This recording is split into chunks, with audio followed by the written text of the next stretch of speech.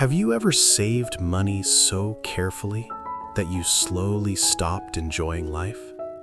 You skipped tea, skipped small treats, postponed simple comforts, not because you wanted to suffer, but because you wanted to feel safe. And still, somewhere inside, you felt that one bad day could take everything away. There is a saying, never save money. It does not mean waste it. It does not mean live carelessly. It means something quieter. Money should support your life, not control it. Saving is wise, but money must serve a purpose.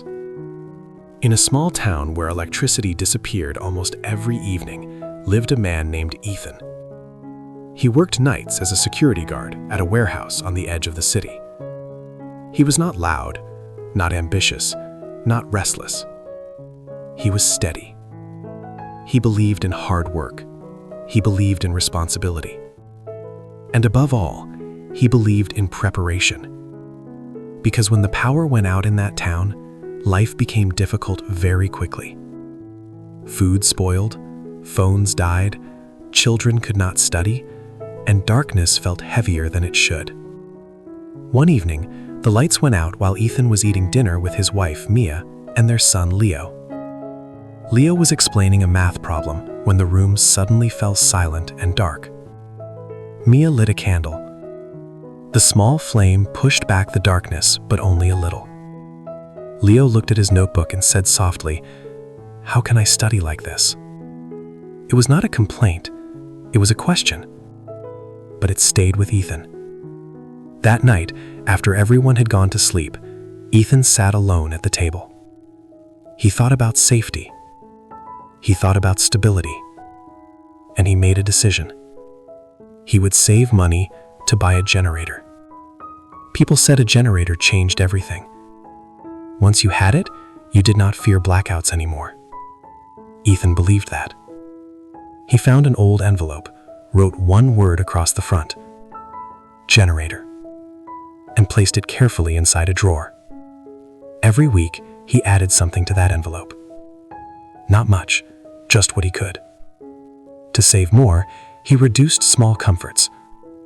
No tea at work, no fruit at the market, no new shoes, even when the old ones began to wear thin. Each choice felt responsible. Each sacrifice felt necessary.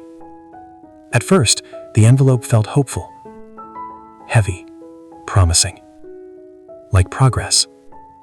Then life reminded him that progress is rarely straight. One night, Leo became ill. They rushed him to the clinic. The doctor spoke gently but clearly. Payment first. Ethan returned home, opened the drawer, and took the envelope. By morning, it was much lighter. Leo recovered. Ethan was grateful. But something inside him shifted. The envelope had protected them, but it had also vanished. Soon after, the rent increased. His supervisor told him his shoes were no longer safe for night duty. The envelope thinned again. Ethan began working longer hours. He slept less, spoke less. At home, he was present, but distant. He told himself this was temporary, that once the generator was bought, peace would return. But the more he saved, the more afraid he became of losing it. The envelope started to feel fragile, like something that could disappear at any moment. One night during a full blackout, Ethan stepped outside for air. The entire street was dark, except for one house. Across the road, a soft, steady light glowed from Mrs. Carter's window. She was an elderly woman who sold snacks near the school. Ethan walked over slowly. When she opened the door, warm light filled the doorway. "How do you still have electricity?" he asked. She smiled gently and lifted a rechargeable lantern. "I charge it when the power comes back," she said. "And during blackouts, I let neighbors use light and phone charging for a small fee." She paused. "It helps them, and it helps me." There was no pride in her voice, just calm practicality. Ethan walked home slowly. He did not feel excited, he felt thoughtful. At the table, he placed the envelope in front of him. For months, it had represented safety. Now, it represented waiting. Waiting for a future moment when everything would finally be fine. But life had not waited. Illness had not waited. Rent had not waited. Responsibility had not waited. When Mia entered the room, she saw him staring at the envelope. "Are you still saving?" she asked quietly. He nodded. Then after a moment he said, "I think I've been saving to avoid fear, instead of building something useful." She sat beside him. Neither of them rushed to speak. The room was still. And in that stillness, Ethan made a different kind of decision.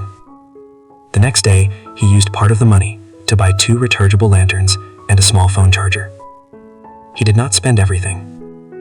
He did not abandon saving. He simply shifted direction. The purchase felt uncomfortable. Not reckless, just unfamiliar. He spoke with the barber nearby and arranged to charge the lanterns during the day. When the next blackout came, Ethan waited a while. Then he picked up one lantern and knocked on a neighbor's door. "If you need light," he said calmly, "I can help." Some neighbors declined. A few accepted. That night, he earned a small amount. Not enough to celebrate, but enough to notice. This money felt different. It did not sit quietly in a drawer. It moved. Week by week, he added another lantern. Then a power bank. Leo began writing down names. Mia helped organize payments. There were slow days. There were setbacks. One lantern broke during heavy rain. Ethan repaired it carefully. He did not panic. He adjusted. He continued. Months later, he bought a small solar panel. It was not large, not perfect, but reliable. The first night their home stayed bright during a power cut, Leo looked around and asked, "Are we safe now?" Ethan considered the question.